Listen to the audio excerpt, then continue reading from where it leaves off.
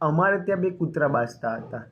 એક કૂતરું રિહાઈને છેલ્લા અઠવાડિયાથી જતું રહ્યું છે અને બીજું કૂતરુંને રિયલાઇઝ થઈ ગયું કે વાંક એનો જ હતો. હવે તમે જ કહો શું કરવું જોઈએ? હું તમને પૂછું છું. મને એવું લાગ્યું કે બેઠા બેઠા આ મુદ્દો સંસદમાં જવો જોઈએ, કારણ કે સંસદમાં બીજા કોઈ મહત્ત્વના ટૉપિક ઉપર વાત કરવા જેવું રહ્યું પણ નથી. તો આ મુદ્દો સંસદને એક આગ આપશે, અને એક એવી આગ આપશે કે દેશમાં બહુ બધી પ્રોબ્લેમનો વિનાશ થઈ જશે.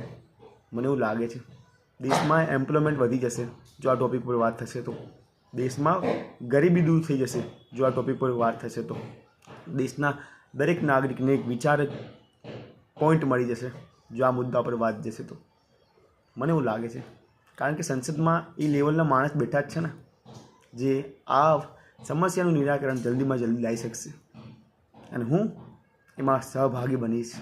મને એવું લાગ્યું કે સંસદનું કામ બહુ જ સારું છે, કારણ કે 3-4 મહિને પણ એકવાર બેઠક મળતી હોય, ત્યાં પણ આવા મહત્ત્વના ટૉપિક પર વાત થાય તો જ આપણો ભારત દેશ વિશ્વગુરુ બની શકે, નકર થોડી બની શકે.